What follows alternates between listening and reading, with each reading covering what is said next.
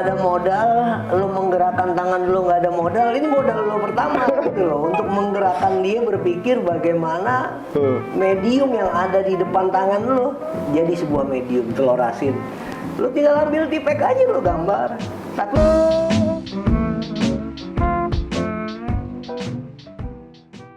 Yo, welcome back bareng gue Bill Mukhdor di Art Corridor, di mana kita bahas seni sampai ke tulang-tulangnya. Hari ini kita kedatangan salah satu seniman yang keren banget, yaitu Bang Edi Bonetsky.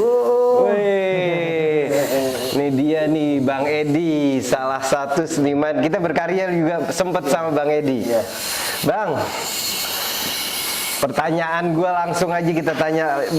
Apa kabar Bang nih? Baik, asik, asoy, awal tahun yang menyenangkan, 2022, 2 tuh kawin ya kan, 1 tambah 1 2. Waduh.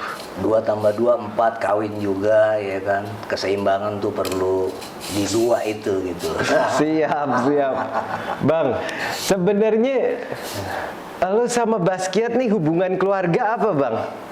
Gue gak ada hubungan apa-apa ya, cuma interaksi penduduk bumi aja. Barangkali gue sama dia penggemar Mari Regal ya kan. Mari Regal ya? Mari Regal tuh pernah hidup di pasca Perang Dunia Kedua. Biskuit itu. Siap Bang. Mahkota ya kan. Sama-sama Nah, iya, apalagi corona juga artinya mahkota ya kan. Gitu. Wah, bahaya nih. Bang, serius nih kita nanya langsung aja. Bang, abang nih mulai start menyukai seni itu dari kapan sih Bang?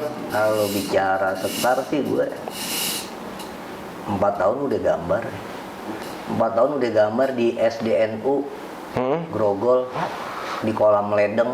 Saat kolamnya surut gue udah gambar di situ pakai pasir. Masih ingat tuh teman-teman, banyak duit 10 perak, 5 perakan. Jadi kalau pulang SD itu sekolah itu surut, gerobak-gerobak air kan ngisi air malamnya. Itu surut, gue gambar pasirnya. Oh, jadi waktu gue ambilin sama anak-anak buat jajan es mambo. Wih, mantep banget. Di Grogol tuh. Apa yang bikin Bang Edi ini jadi tertarik sama seni Bang secara general? Ya tiap hari dari mulai bangun tidur sampai tidur tuh seni ya.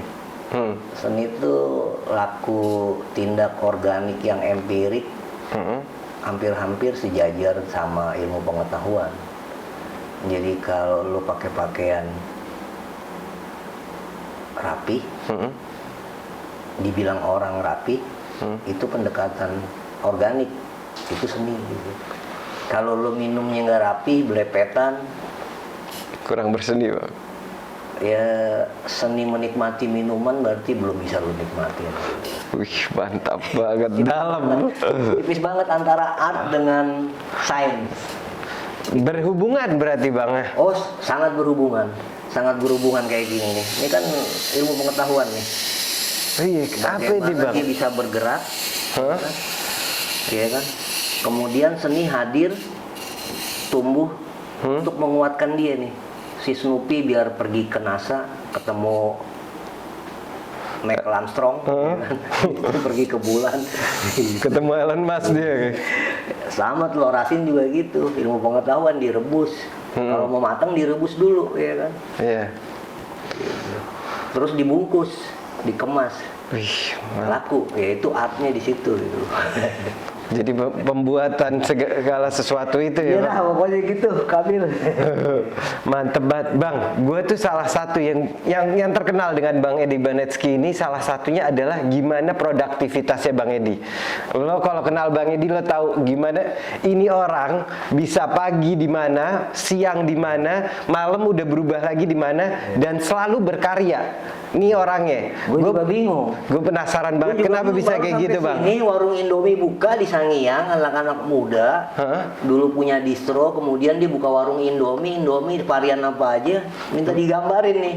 Jam 10 gua harus di sono. Waduh. Gua liat tuh tempatnya merah kuning hijau, wah lambang Bopar lah ini. Lambang kemasan mie. Iya. Oh benar, buka warmindo dia. Ya nggak tahu ya, hidup kan begitu. Kayaknya organisme tubuh begitu gitu loh, nyambung terus. Tapi nggak gampang bang, yang lo kerjain ini nggak gampang, nggak semua orang bisa mengikutinya. Apa ini rahasianya biar orang lebih banyak yang bisa produktif kayak lo bang? Rahasianya lo menyeimbangkan apa-apa yang hidup di tubuh lo. Gimana tuh lebih dalam ya bang? Mata untuk melihat, dada hati untuk merasai batin, ya kan? Kemudian tangan untuk menggerakkan, membunyikan, kaki untuk melajukan itu gitu. Kemudian otak untuk merangsang kembali pertumbuhan-pertumbuhan baru, ikhtiar-ikhtiar penciptaan baru. Itu aja sih, cuma keseimbangan. Keseimbangan berarti. Kayak tadi 2022 2 1 tambah 1 2. Ya kalau nggak seimbang nggak bakalan jadi 2 tuh. Repot kalau jadi 3 ya kan. Waduh, berat bang. By the way bang, Bang Edi ini kan bukan cuman di seni lukis bang. Apa aja sih sebenarnya nih kegiatan Bang Edi? Gua kalau menekunin sesuatu harus jadi. Musik harus jadi. Musik harus bikin lagu. Gua kalau mukul sesuatu harus bunyi. Bunyi harus jadi, harus manggung, harus ada yang menyaksikan, harus ada yang nonton. Mantep banget. Kalau bikin narasi harus bisa orang ngebaca. Gitu. Itu aja sih cuman. Narasi kan itu kalimat ya, kalimat huruf. Itu aja sih. Itu kayaknya yang bikin ini salah satu juga, bukan cuman produktivitas ya bang. Gue ngelihat satu hal juga yang menarik bang dari lo. Lo tuh di mana-mana ada bang. Lo kayak punya base camp, di mana-mana ada tempat. Gue ketemu di sini ketemu Bang Edi, sana ketemu Bang Edi. Ada 2 apa 3 nih sebenarnya, gimana sih ceritanya? Gua mau menjadikan utara, selatan, timur, barat, atas, bawah, yang nampak dan tidak nampak menjadi ruang bermain gue. Yang goib dengan yang wujud itu menjadi ruang bermain kampung halaman, dan semua makhluk yang bergerak, yang mati itu adalah sahabat, teman. Itu aja sih cuma. Menarik. Jadi nggak percaya gue ada musuh, nggak percaya gue sekalipun ada yang ngebenci, gue nggak percaya dia ngebenci gue. Itu gue nggak percaya. Malah bisa jadi teman ntarnya bang. Ya kalau bisa ya, gue nggak pernah merasakan kebencian dia gitu. Udah. Apa yang difokuskan bang kalau nggak kebencian nih berarti? Itu cuman ada di tubuh, ada tombol on sama off, itu aja. Jadi yang mau bikin senang yang lain kita. aja onnya tuh. Iya. Kalau kita udah muncul kebencian, matiin aja, off. Offin langsung bang. Iya, offin langsung lah, nggak. Nih, Kayak nih, ya kan gitu. ini patut dicontoh sih buat teman-teman lain deh. Nggak tahu di sekolah ada nggak tuh yang punya? Kayaknya harus belajar berkarya juga tuh bang. Suka ditanyain emak gue juga, kok gitu sih? Oh iya. Aduh. Bang, terus dari karya-karya Bang Edi nih, karakternya kuat banget sih. Gue dari bener jauh, loh. dari jauh gue bisa ngeliat. Gue karya Bang Edi nih dari jauh. Gue ke alam raya, pertama gue lihat, wah Bang Edi nih. Belum ketemu orang nih gue udah lihat, oh ada Bang Edi nih. Nggak gini. Oh ada dia nih. Iya. Nggak ngerasain nggak? Ada jiwanya ada yang datang. Dan gak kaget gue ketemu ke tempat baru ada Bang Edi, bukan something new. Itu bisa menghasilkan gitu dari mana sih bang? Tempat ya. Tempat ya? Tempaan. Berapa lama sih bang buat menghasilkan kawan-kawan nih banyak banget yang nanyain gimana sih buat jadiin satu seniman tuh punya bincang sama teman yang hari ini udah masuk ke 3 tahun kita masa pandemi, semua orang mau jadi seniman, semua orang mau jadi artis. Kenapa? Nggak ada duitnya artis tuh seniman, nggak bisa ngobatin sepi, sunyi, kegundahan. bisa menggembirakan. Ya gue tanya, kalau lo bikin lagu sehari bisa nggak lo bikin lagu 1? Belum, om, belum bang. Gitu. Coba lo bikin sehari 1 lagu. Kalau lo bisa gambar, lo gambar berapa? Bisa gambar 1, 4 hari sekali. Coba sehari bikin 30 biji gitu. Bikin 20. Bukan perkara jelek atau bagus, Tapi memulai proses itu jauh lebih berat gitu loh. Mengawali, Iya. meng-on-kan itu jauh lebih berat. Emang paling PR tuh awal starting kalau udah Kalau muter. udah lama kan udah baal tuh. Iya, Udah organik. udah organik. Mood atau tidak mood, dapat inspirasi atau inspirasi, ide terus berkembang terus gitu loh. Jam terbang ya, Bang? Jam terbang. Oh, hari ini merah, oh hari ini warna-warni, oh besok monokrom. Oh, besok bikin lagu dimulai dari Bohlam. Besok dimulai dari Snoopy gitu loh kalimat itu kayak. Jam terbang ya? Jam terbang, Bang, kayaknya. Emang benar-benar ngaruh ya, Bang? Sama merasai kayaknya. Gitu. Ya kalau lo dari 4 tahun udah berapa lama itu jam terbang? Ya itu dipersingkat aja sih kalau yang mau mulai itu. Kalau di masa pandemi ini setiap anak muda pengen jadi seniman, ya lu mulai tiap hari. Bangun seasik mungkin, bukan sepagi ya. Iya. Seasik mungkin mata lo melek, kemudian berbuat gitu. Iya. Lakukan, mewujudkan gagasan-gagasan itu gitu. Iya sih, itu relatable sih sama gue pun juga waktu pertama kali pandemi, boom, kan kita lockdown tuh, Bang. Oke. Apa ya? Gue bikin Di tiap hari satu udah pokoknya wajib. Begitu kayak maksudnya Di rumah, kalau gue udah ngayap kemana-mana tuh. lockdown like. Wah, gue lockdown udah lukit.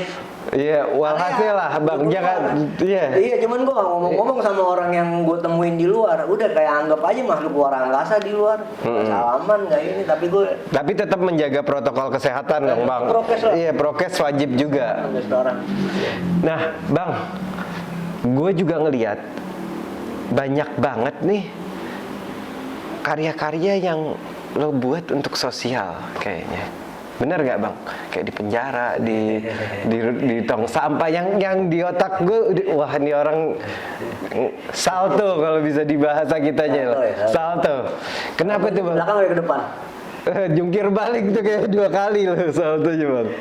Gimana, Bang? Apa sih? Ya, itu kan orang-orang dulu, orang-orang baik zaman masa-masa lampau juga suka melakukan itu ya kan. Barangkali itu nyetrum ke gue gitu kan. Gue ngelanjutin ya kan. Ya bisa jadi orang yang kita anggap buruk zaman dulu ternyata Sebenarnya di mata semesta orang baik gitu loh. kita nggak bisa ngejudge Iya, juga. bisa jadi gue bajingan. Iya, nggak tahu juga ya kan. Ya seneng aja. Itu bikin kita dapat asupan energi Euforia kali, Bang. ya kita keluarin out, Hah?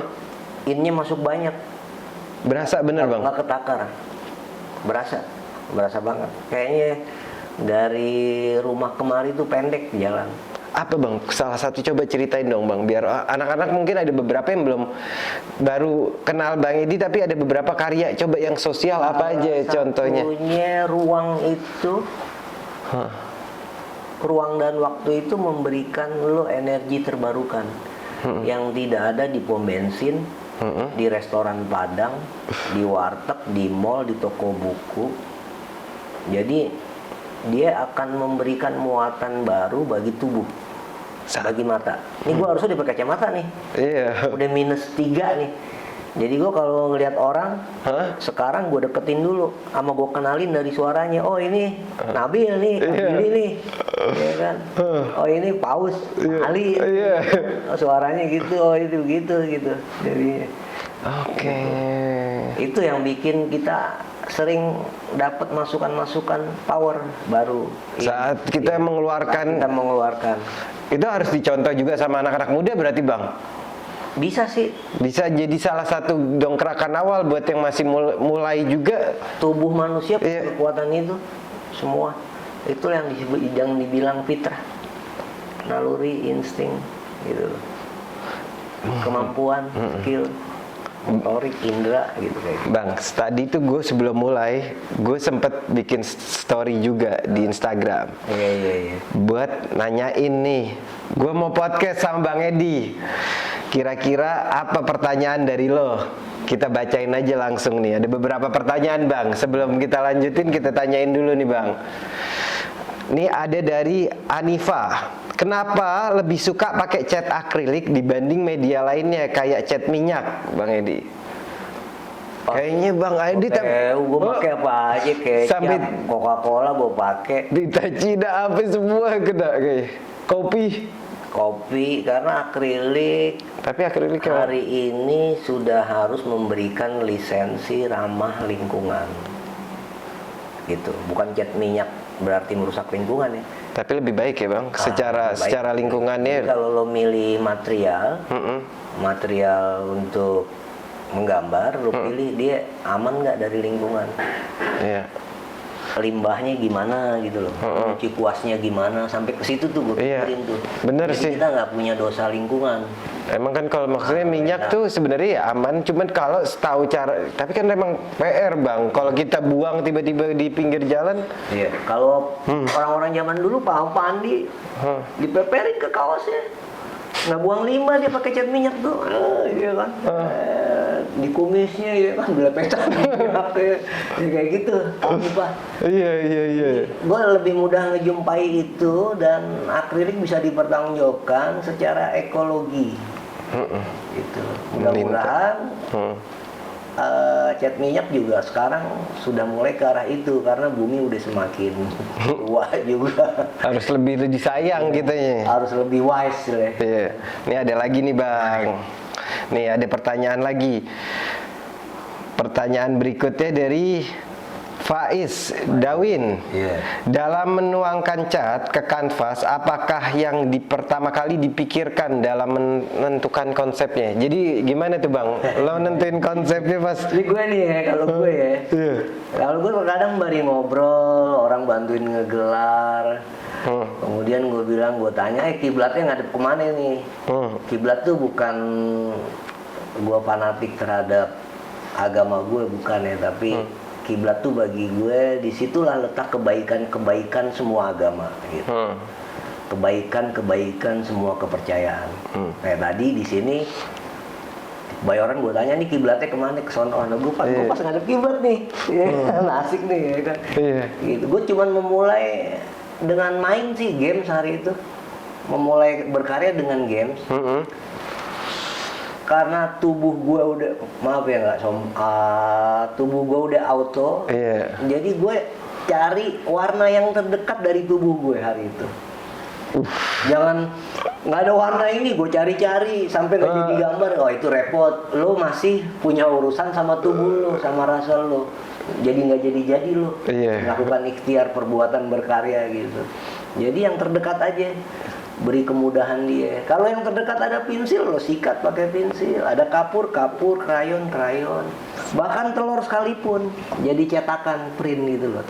Taruh, kacamata ditaruh, ya kan.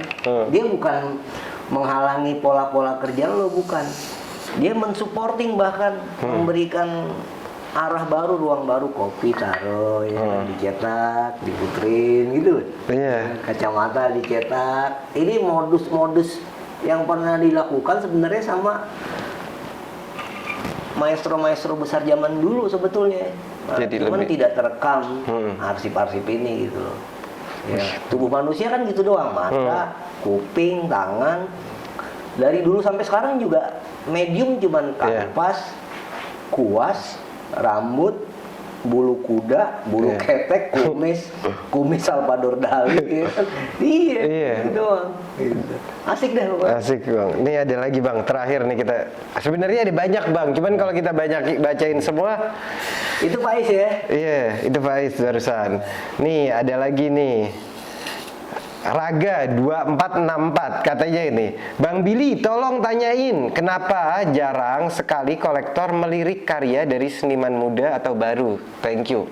Siapa bilang nih bro? Coba bang. Pertanyaan dulu, pertanyaan seniman-seniman zaman dulu ya. Nggak ada ya, hari ini seni begitu dekat sama publik. Karena yang kita tahu karya itu bukan hanya kanvas bro.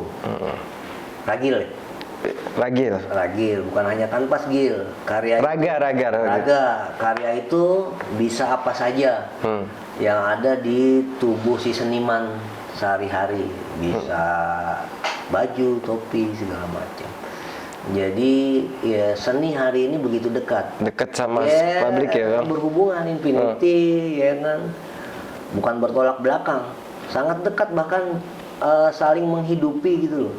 Gitu. Dan banyak juga kok yang diapresiasi seniman muda kok sekarang ya bang. Mungkin sudut pandang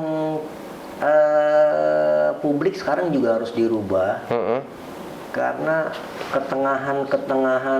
pengetengahan seni itu sudah hadir dalam lini apapun gitu loh. Itu. Contohnya kayak gimana Bang? Hah? Contohnya kayak gimana? Mata. Ya. Berseni sekarang. Ini kayu nih. Ini gue lagi dipikirin nih, suruh mikirin coba. Gue punya produk ini nih ya, ntar lo apain ya? Gue pengen ada lampu kalau malam bisa nyala ya. Iya. Ada baterai jam yang kecil ya.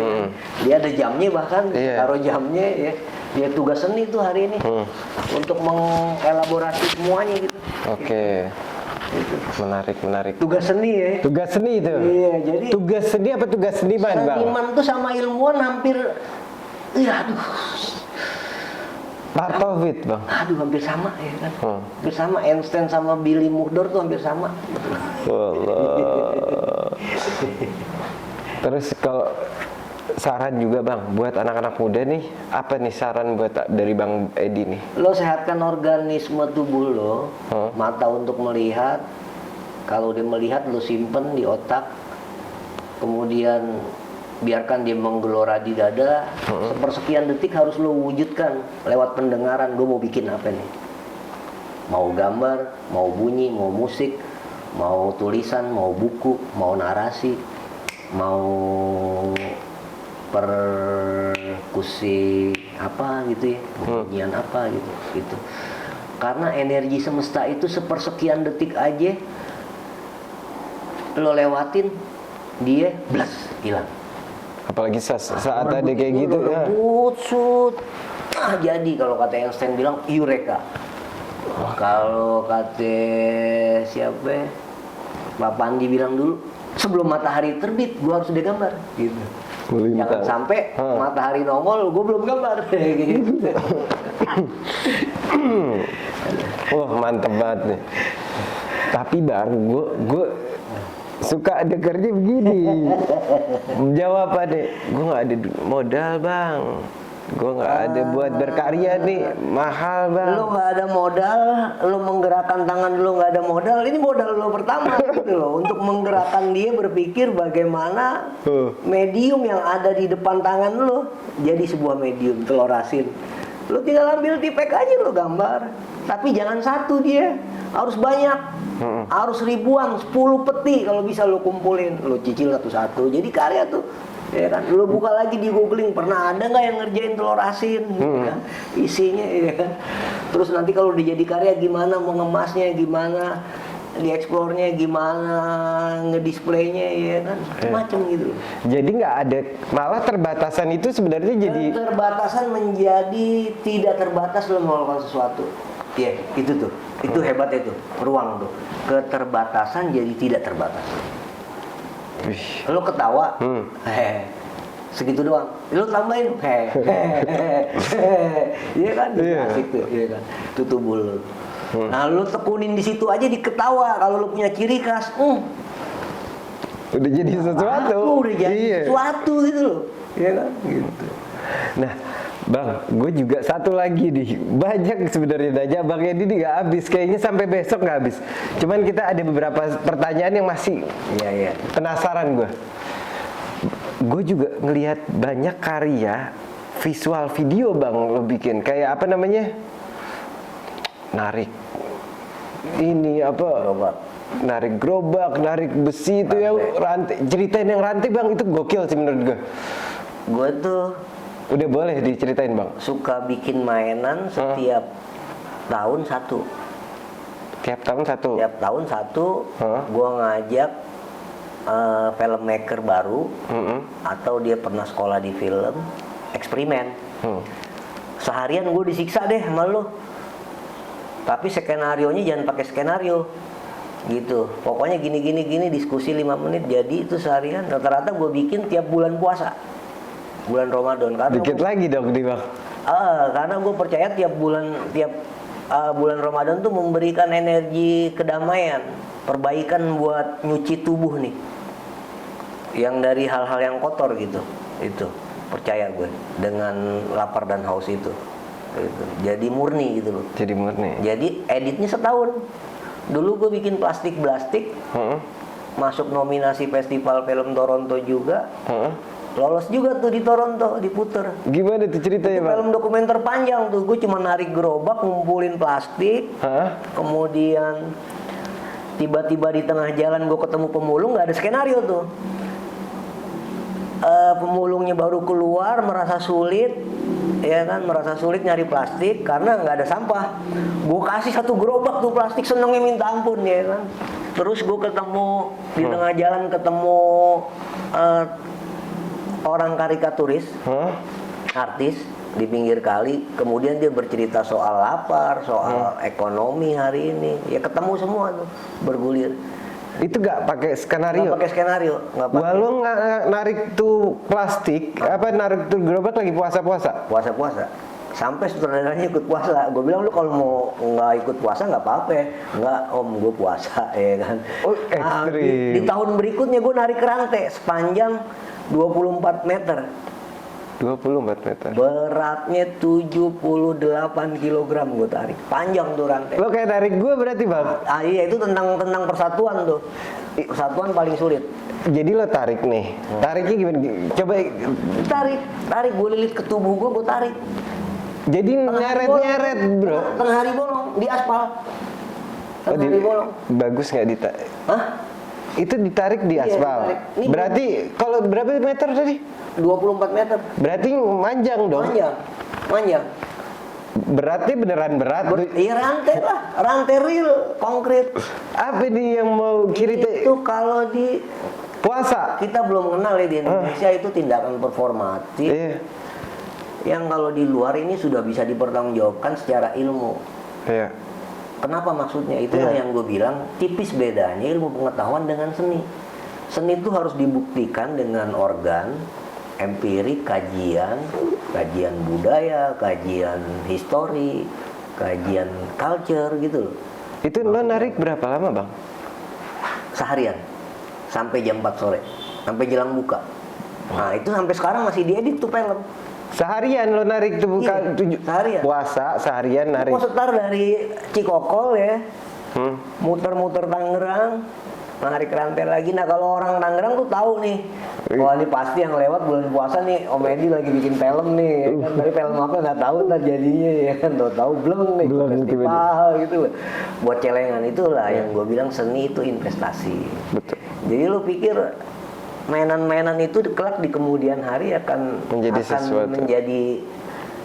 menjadi investasi baru gitu.